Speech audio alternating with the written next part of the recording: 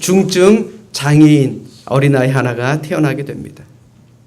병원에서는 이 부모에게 아이를 보호소에 맡길 것을 권했지만 그녀의 부모는 이 아이를 정상적인 아이와 똑같이 길렀습니다. 그녀에게 수영을 가르쳤고 또 요리를 하게 하고 피아노를 치게 하고 운전을 하게 하고 그리고 지휘까지도 모든 것을 할 수 있도록 만들어줍니다. 특별히 수영 실력은 세계 장애자 선수권 대회에서 장애인 선수권 대회에서 스웨덴을 대표로 출전해서 4개의 금메달을 딸 정도로 실력이 출중했습니다. 그리고 그녀는 스톡홀름의 음악대학을 졸업하고 현재는 프로 가스펠싱어로서 전 세계를 다니며 콘서트를 하고 있고 또 몇 년 전 우리나라에도 왔었습니다. 사진을 하나 준비했습니다. 아마 아실 겁니다. 그녀의 이름은 레나 마리아입니다. 지금 턱을 괴고 있는 게 뭔가요? 그렇죠. 팔이 없으니 발로 턱을 괸 겁니다. 레나 마리아는 자서전 발로 쓴 내 인생의 악보라는 책을 통해서 자신의 부모에게 3가지 훈련과 삶의 자세를 배웠다라고 말합니다. 어떤 삶의 자세였느냐? 첫 번째, 긍정적으로 삶을 대하는 사고방식을 배웠다라는 것입니다.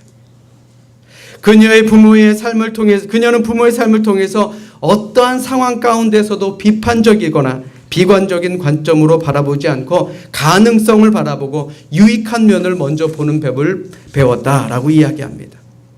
그녀의 부모는 동정하지 않고 무슨 일이든 그녀 혼자 해결하도록 하고 꼭 도움이 필요한 일 외에는 도움을 주지 않도록 주위 사람들에게도 신신당부했다라는 것입니다. 그리고 마지막으로 하나님에 대한 믿음이었습니다. 고난 속에서 하나님의 깊고 아름다운 뜻이 있음을 굳게 믿는 믿음이 이 레나 마리아의 어두운 미래를 밝게 만들어 나갔다라는 것입니다. 긍정적인 사고, 또 주위의 도움이 필요 없이 나 혼자 할 수 있다라는 그런 마음, 그리고 하나님에 대한 믿음, 이 3가지가 그녀를 이토록 위대한 사람으로 만들 수 있었다라는 것입니다. 훌륭한 사람 뒤에는 훌륭한 부모가 있는 법이죠. 오늘을 사는 우리 역시 마찬가지입니다. 한번 여러분들에게 묻겠습니다. 좋은 부모가 되기 쉽던가요?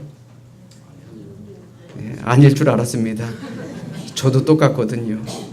좋은 부모가 되기가 참으로 어렵습니다. 오늘은 청년주일입니다. 과연 우리 교회의 어른들이 과연 우리 자라나는 청년들에게 또 청소년들에게 얼마나 멋진 믿음의 선배였고 또 우리가 그들에게 어떤 가르침을 가르쳐주고 있는지 한번 생각해 볼 수 있기를 바랍니다. 또 우리 청년들도 잘 들으십시오. 우리 청소년들도 잘 들으세요. 나 스스로가 좋은 믿음의 선배가 될 수 있도록 최선을 다해서 믿음 생활하는 우리 모두가 되시기를 주님의 이름으로 축원합니다. 자, 우리 오늘도 성경 높이 들고 우리의 믿음을 고백합시다. 우리 성경을 높이 듭니다. 우리 믿음을 고백합시다. 저는 예수 믿어 구원받았습니다. 저는 예수 믿어 하나님 자녀 되었습니다. 저는 예수 믿어 천국 백성 되었습니다. 하나님께서 선물로 주신 오늘 하나님 말씀으로 가르침을 받습니다. 눈을 열어 주의 법 안에 있는 놀라운 진리를 보고 깨닫게 하소서. 아멘으로 순종하여 하나님께 영광 돌리는 삶 되게 하소서. 아멘. 고백한 대로 사시기를 주님의 이름으로 축원합니다. 이스라엘은 모세를 중심으로 이제 새로운 민족사를 시작하게 됩니다. 출애굽을 통해서 새롭게 가나안에 정착을 하게 되는 것이죠. 모세는 출애굽 1세대 지도자입니다. 또 이스라엘 1세대는 광야 세대라고 이야기합니다. 그들은 40년 동안 광야를 거쳐왔기 때문에 배고픔이 뭔지 또 종살이가 뭔지 추위가 뭔지 목마름이 뭔지 고생이 뭔지 잘 아는 세대였습니다. 특별히 이스라엘의 지도자 모세는 내 다음 세대를 이끌어갈 새로운 지도자를 발굴하는 데 매우 신중했습니다. 모세는 많은 사람 가운데 여호수아를 자신의 후임자로 세우게 되죠. 그리고 자신의 모든 권한을 그에게 위임합니다. 모세의 권한을 받은 여호수아는 이스라엘 백성을 젖과 꿀이 흐르는 가나안 땅으로 이끌고 나갑니다. 여호수아는 분명히 위대한 지도자였습니다. 그는 모세가 홍해를 건넌 것처럼 요단강을 건넜고 그리고 그는 여리고성을 함락하고 아이성도 정복하였습니다. 그는 이스라엘 백성들을 가나안 땅으로 인도해낸 위대한 지도자였다라는 것입니다. 이스라엘 백성들도 마찬가지입니다. 위대한 지도자 여호수아를 따라서 하나님의 명령에 의해 가나안 정복을 실행해 나가게 됩니다. 그리고 7년 동안 가나안 정복 전쟁을 통해 대부분의 가나안 땅들을 정복하게 됩니다. 그리고 또 정복한 땅을 각 지파별로 분배를 받아서 이제는 내가 유랑하지 않고 떠돌지 않고 열심히 일하며 살아갈 수 있는 삶의 터전을 받게 되었다라는 것입니다. 이 모든 것이 하나님의 은혜였다라는 것이죠. 더 이상 떠돌이 생활할 필요도 없고 두 다리 쫙 뻗고 잘 수 있는 자신의 땅도 생겼습니다. 또 여호수아는 각 지파를 모아놓고 고별 설교까지 끝냈습니다. 여러분, 하나님을 의지하십시오. 하나님 말씀에 순종하십시오. 그것만이 살 길입니다. 우리를 여기까지 인도해내신 하나님이 누구입니까? 오늘 여러분들이 섬길 하나님에 대해 선택권을 행사하십시오. 그리고 결단하십시오. 라고 권면하게 됩니다.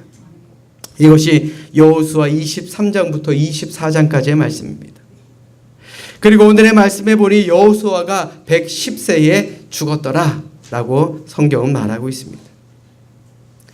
여호수아 24장 31절의 말씀을 보시면 이스라엘이 여호수아의 사는 날 동안과 여호수아 뒤에 생존한 장로들 곧 여호와께서 이스라엘을 위하여 행하신 모든 일을 아는 자의 사는 날 동안 여호와를 섬겼더라 라고 기록되어 있습니다.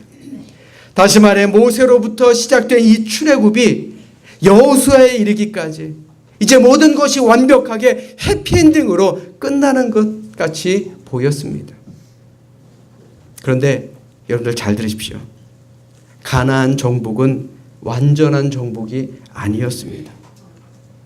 결론적으로 말씀드리면 가나안 정복은 완벽하게 끝내지 못한 결국 실패한 정복이었다라는 것입니다. 거의 다 됐는데, 거의 다 정상까지 다 올라왔었는데 왜 거기에서 이 모든 하나님의 비전과 축복이 좌절되었을까 하는 것입니다. 오늘 본문 여호수아의 마지막은 여호수아만을 볼 것이 아니라 여호수아 다음 성경인 사사기와 연결해 보면 이스라엘 백성들이 어떻게 하나님의 축복과 멀어지게 되었는가를 우리는 알 수 있게 됩니다. 여호수아의 고별 설교를 보면 여호수아가 이르되 그러면 이제 너희 중에 있는 이방신들을 치워버리고 너희 마음을 이스라엘의 하나님 여호와께로 향하라 하니 백성이 여호수아에게 말하되 우리 하나님 여호와를 우리가 섬기고 그의 목소리를 우리가 청종하리이다 하는지라 라고 기록합니다. 쉽게 말해서 하나님 말씀에 순종하겠습니다 라는 결단을 한 것입니다. 이제 앞으로 저희들 열심히 하나님의 말씀을 듣고 하나님의 뜻대로 살겠습니다 라고 결단을 한 것입니다. 그런데 그 결단, 그 다짐 얼마 지나지 않아 거짓 약속이 되어버리고 말았습니다. 사사기 2장의 말씀에 보시면 그들이 얼마나 불순종했는지를 말해주게 됩니다. 사사기 2장 2절부터 3절 자막으로 준비했습니다. 여호와의 사자가 이렇게 말합니다. 너희는 이 땅의 주민과 언약을 맺지 말며 그들의 제단들을 헐라하였거늘 너희가 내 목소리를 듣지 아니하였으니 어찌하여 그리하였느냐. 그러므로 그들이 너희 옆구리에 가시가 될 것이며 그들의 신들이 너희에게 올무가 되리라 하였노라. 말씀 앞에서 그들은 철저하게 순종하지 않았다라는 말입니다. 만약 이스라엘이 하나님의 말씀에 순종했다면 가나안 정복은 철저하게 완성되었을 것입니다. 여호수아 24장과 사사기 2장 사이에 지금 어떤 문제가 드러나고 있습니까? 가나안 정복을 완성하지 못한 이유가 잘 드러나 있습니다. 여호수아가 권고한 대로, 여호수아가 고별 설교한 대로 그들이 오로지 하나님만을 의지하고 하나님의 말씀 앞에 철저하게 순종했다면 가나안 정복은 완벽하게 이루어진 완성된 하나님의 계획이었을 것입니다. 그런데 그들은 여호수아의 권고를, 여호수아의 설교를 무시해버립니다. 하나님을 등지고 그 말씀을 철저하게 외면했다라는 것이죠. 그것이 바로 가나안을 완벽하게 정복하지 못한 이유가 되었다라는 것입니다. 또 실패의 원인이 어디 있습니까? 영적인 긴장감이 권태로움으로 바뀌어 버렸기 때문에 그들은 실패했다라는 것입니다. 출애굽 1세대는 수십 년 동안 광야를 헤맸습니다. 그 다음 세대는 가나안 정복을 위해서 수십 년 동안 자신의 삶의 터전을 일구어왔습니다. 오랫동안 그들은 전투와 긴장감 속에 살아야만 했습니다. 그런데 그 팽팽했던 긴장감들이 시간이 지남에 따라 조금씩 느슨해지기 시작합니다. 이제 그들의 긴장감은 권태로움으로 바뀌고 말았다라는 것입니다. 생각해 보십시오. 이스라엘 백성들이 하나님의 말씀에 민감했을 때, 즉 자신의 삶이 어렵고 삶이 너무나도 힘들어서 그들이 하나님만을 바라보았을 때는 언제나 그들 가운데 하나님이 계셨습니다. 왜요? 그들이 하나님을 찾았기 때문에. 어떤 대적이든지 그들 앞에 장애가 되지 않았습니다. 하나하나 전쟁에 승리해 나갔고 가나안 땅을 다 완벽하게 정복하는 것처럼 보였습니다. 그런데 영적인 싸움이 끝나자 어떻게 됩니까? 그들의 시야가 흐려지기 시작합니다. 서서히 하나님이 필요 없는 그러한 시대가 되었다라는 것입니다. 여러분들 잘 들으십시오. 신앙의 적이 무엇입니까? 우리 믿음의 적이 무엇입니까? 또 목회하는 우리 목회자들의 적이 무엇입니까? 바로 영적인 해이함입니다. 영적인 나태함. 그래, 이만하면 됐지. 그래, 이만하게. 여기에서 우리 잘 살면 됐지. 더 늘릴 필요 뭐 있어? 더 키울 필요 뭐 있어? 더 새롭게 할 필요가 뭐 있어? 바로 이것이 영적인 나태함이다라는 것입니다. 목회자들도 나름대로의 자만감을 또 자신감을 버려야 된다고 합니다. 그래야 새로운 것을 받아들이고 언제나 하나님 앞에서 민감하고 하나님을 향해서 긴장감을 갖는 삶의 현장이 우리에게 존재해야 된다라는 것입니다. 사랑하는 여러분 처음 구원받았다라는 것을 믿었을 때의 그 감격 아직도 기억나십니까? 하나님을 믿고 정말 우리의 삶의 어려움 속에서 하나님을 만나고 하나님께 기도할 때에 흘렸던 그 눈물, 그 마음의 기쁨을 지금도 기억하시느냐라는 것입니다. 하나님께서 우리의 모든 삶의 어려움을 다 해결해 주셨을 때 마음속에서 느끼는 그 희열 아직까지도 기억하며 사시느냐라는 것입니다. 때로 우리의 삶이 편해서 하나님의 도움을 잊고 살 때가 많습니다. 아니, 잊는 정도가 아니라 권태로움 속에 빠질 때도 많다라는 것입니다. 이것이 위험입니다. 이것이 비극의 시작인 거예요. 우리 교회 안에서 신앙생활 꽤 오래 하신 분들 이 말씀을 꼭 가슴속 깊이 새겨두시기 바랍니다. 여전히 긴장감을 가지십시오. 하나님 말씀에 민감하게 반응하십시오. 또 늘 똑같은 날이지만 그래도 우리의 삶의 열정, 믿음의 열정, 신앙의 열정을 회복하기 위해서 열심히 최선을 다하십시오. 신앙의 경력만 남고 열정, 긴장감이 사라져버린다면 그것은 정말 비극이 되어버리고 말 것입니다. 쉽게 말해 한낱 종교인으로 구원받는 믿음의 사람, 구원받는 하나님의 백성이 아니고요. 그저 주일날 교회에 한번 오는 종교인으로 전락할 위험이 있다라는 사실 우리는 늘 명심하며 사시기를 주님의 이름으로 간절히 부탁드립니다. 또 이스라엘이 실패한 마지막 원인은 좋은 게 좋은 거다라는 생각 때문입니다. 이스라엘 백성이 가나안 땅을 서서히 정복했을 때 그들은 한 가지 명령을 듣게 됩니다. 그 명령이 무엇이냐? 정복한 땅에 있는 이방인들을 다 쫓아내라라는 것입니다. 왜냐하면 이방인들과 한 곳에 지내다 보면 그들과 어울리게 되고 또 그러다 보면 그들과 결혼도 하게 될 것이고 또 결혼도 하다 보면 혹 이방인들이 섬기고 있는 그들의 신까지도 우리가 받아들이고 섬길 수 있기 때문에 그렇습니다. 그래서 하나님께서는 경고하셨고 쫓아내라라고 명령하셨던 것입니다. 자, 그런데 그들은 어떻습니까? 하나님 말씀에 순종하지 않았습니다. 자신들이 정복한 땅의 원주민을 쫓아내지도 않았다라는 것입니다. 왜 그랬을까요? 그 이유가 무엇일까요?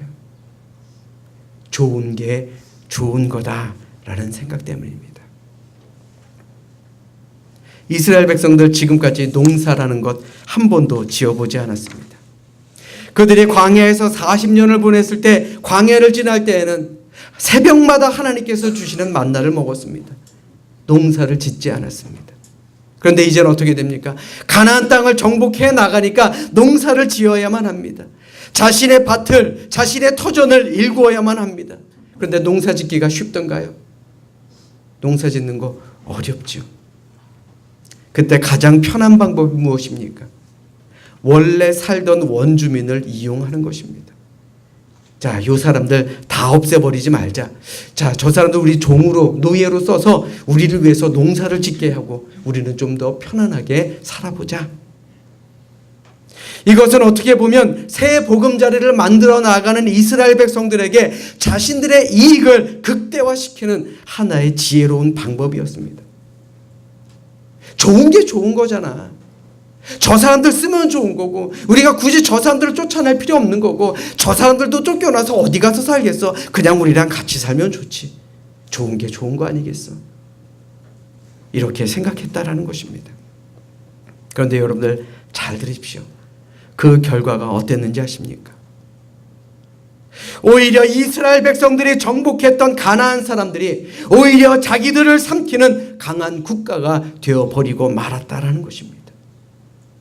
그때 쫓아냈으면 전쟁을 하지 않아도 될 터인데 그들이 연합하여 강한 국가가 되어버리고 결국 이스라엘 백성들과 많은 피를 흘리는 전쟁을 일으키는 큰 나라들이 되어버리고 말았다라는 것입니다. 이스라엘 백성들이 하나님의 말씀에 순종했다면, 하나님께서 하라는 대로 했다면 이 가나안 땅은 완전한 이스라엘 백성들의 소유가 되었을 것입니다. 축복의 현장이 되었을 것입니다. 하나님의 약속의 장이 되었을 것입니다. 아브라함에게 또 이삭에게 야곱에게 주시겠다 약속하신 그 가나안 땅이 그들의 소유가 되었을 것입니다. 그런데 그들이 순종하지 않았을 때에 그 땅은 피 흘리는 비극의 땅이 되어버리고 마신 것입니다. 사랑하는 여러분, 오늘 그들의 불행한 역사를 보며 과연 우리가 무엇을 깨달아야 합니까? 우리 따라서 합니다. 잃어버린 비전을 세웁시다. 자, 우리 다시 한번 큰 소리로 잃어버린 비전을 세웁시다. 맞습니다. 하나님께서 이스라엘 백성들을 가나안 땅에 보내신 이유가 무엇입니까? 그동안 노예 생활을 하느라 힘들었으니 가나안 땅에 가서 그 사람들 다 몰아내고 편안하게 잘 먹고 잘 살기를 바라셔서입니까? 하나님께서 그것 때문에 과연 그들을 가나안 땅에 보내셨을까요? 잘 먹고 잘 살게 하려면요, 가나안 땅을 선택하지 않아도 됩니다. 가까운 곳에서 하나님께서 축복해 주시고 풀이 잘 자라게 하시고 물이 잘 흘러나가는 그런 땅을 그들에게 주셨어도 됩니다. 이스라엘 백성들을 하나님께서 가나안 땅에 보내신 이유는 하나님의 백성을 삼기 위함입니다. 다시 말해서 약속의 성취를 보여주시기 위함이었다라는 말입니다. 하나님께서 약속하신 그 땅, 하나님께서 통치하시는 땅임을 선포하고 그들의 삶을 통해서 이것이 축복의 통로가 되기는 원하시는 하나님의 목적이 숨어 있었다라는 것입니다. 그런데 이스라엘 백성들은요, 이 비전, 하나님의 뜻을 잃어버린 것입니다. 현실에 안주하기 시작한 겁니다. 사실 인간이 만든 문화는요, 인간을 편하게 만들고 즐겁게 만들어줍니다. 그런데 이 편안함은 하나님이 주신 축복의 삶에서 점점 멀어지게도 만든다라는 것입니다. 생각해 보십시오. 오늘을 사는 우리의 삶도 마치 가나안 정복과 같은 긴장이 늘 함께하는 곳입니다. 과연 내가 하나님 뜻을 따라 살아야 할까? 아니면 세상과 적당히 타협하며 살아야 하는가? 이 두 가지의 갈등이 늘 있는 곳이 지금 우리가 살아가고 있는 이 세상이다라는 것입니다. 특별히 우리 젊은 청년들, 또 우리 청소년들 잘 들으십시오. 지금 내가 살아가고 있는 이 땅 위에서 과연 내가 그리스도인으로서 본을 보이며 살아가고 있는가? 하나님은 이스라엘 백성에게 죄악이 많은 가나안을 주셨고 그 가나안 땅에 있는 사람들을 쫓아내고 그곳에 살라고 명하셨습니다. 그것이 바로 우리 하나님의 자녀가 해야 되는 일이다라는 것입니다. 내가 속해 있는 곳에서 하나님을 드러내고 내가 믿는 하나님을 전하며 사는 것, 그것이 하나님께서 우리에게 주신 삶의 목적이다라는 것입니다. 아멘. 아멘. 사실 오늘날 우리가 하나님의 자녀로 올바르게 산다라고 하는 것 결코 쉬운 일 아닙니다. 여러분들 한번 스스로 생각해 보십시오. 온전한 11조 드리는 것 쉽습니까? 11조뿐만 아니죠. 감사 예물 드려야죠. 또 작정 헌금도 해야죠. 또 하나님은 왜 이렇게 하지 말라는 게 많아요. 세상 속에 살면서 적당히 세상 즐기며 또 바르게 신앙생활하는 것 결코 쉬운 일 아닙니다. 하나님의 자녀답게 사는 것이 너무나도 어려운 세상이다라는 것입니다. 사랑하는 여러분, 그럴 때일수록 우리는 잃어버린 하나님의 비전을 다시 품어야 되는 것입니다. 우리의 가슴 속에 처음 은혜 받았을 때 하나님께 드렸던 그 헌신의 믿음, 그 헌신의 마음을 다시 채우시고 다시 세우셔서 우리를 이끌어갈 수 있도록 뜨거운 심장, 믿음의 뜨거운 심장을 다시 찾아야 한다는 것입니다. 하나님이 주신 삶의 목표를 다시 한번 바르게 세워야 하는 것입니다. 이때에 다음 세대들이 살아나게 되는 것입니다. 희망의 길이 열리게 될 줄로 믿습니다. 그러므로 우리가 다음 세대를 위해서 해야 될 일은 무엇입니까? 바로 하나님을 가르쳐야 됩니다. 우리 따라서 합니다. 하나님을 가르치며 삽시다. 하나님을 가르치며 삽시다. 자, 다시 한번요. 하나님을 가르치며 삽시다.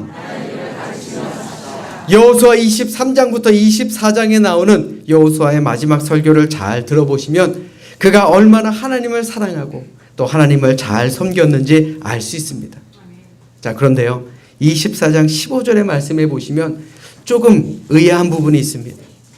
만일 여호와를 섬기는 것이 너희에게 좋지 않게 보이거든 너희 열조가 강저편에서 섬기던 신이든지 혹 너희의 거하는 땅 아무리 사람의 신이든지 너희 섬길 자를 오늘 택하라. 오직 나와 내 집은 여호와를 섬기겠노라. 참 좋은 말씀이죠, 들어보면. 근데 참 희한하지 않습니까? 너희는 무조건 하나님을 섬기라도 아닙니다. 하나님을 섬기는 게 좋게 보이거든 하나님을 섬기고, 이방신을 섬기는 게 좋게 보이거든 이방신을 섬겨라. 하나님을 온전히 섬기라도 아니고 좋아 보이는 신을 섬기라니요.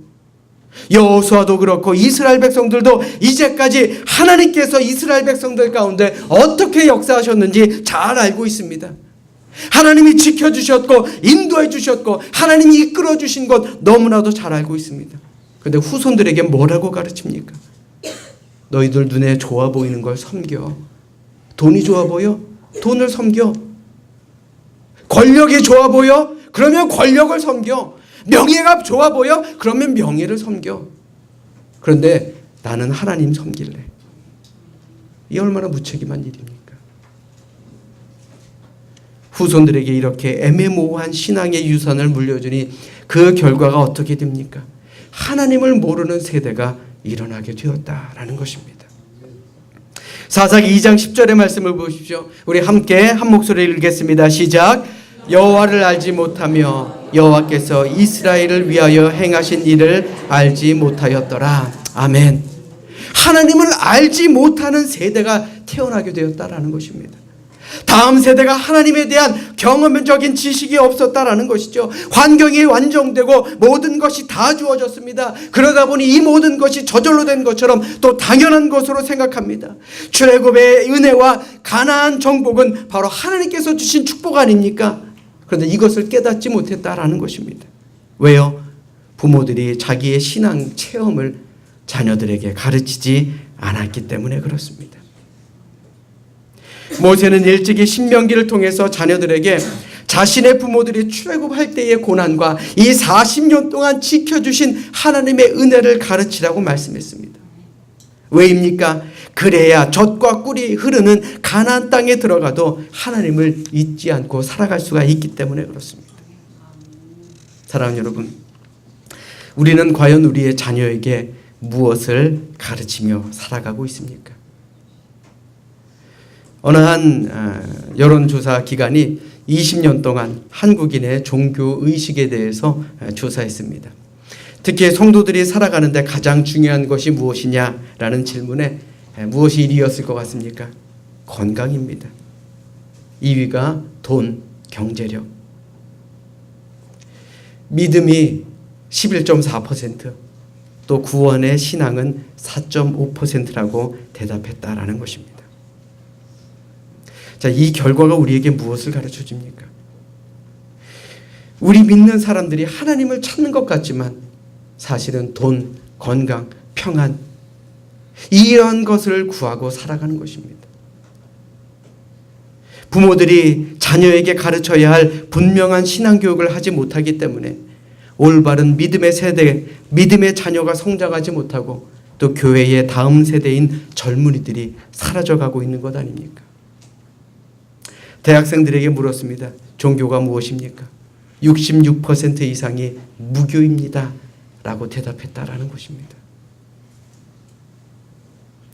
미국의 유명한 정치인이며 독립운동가였던 패트릭 헨리라는 사람이 있습니다.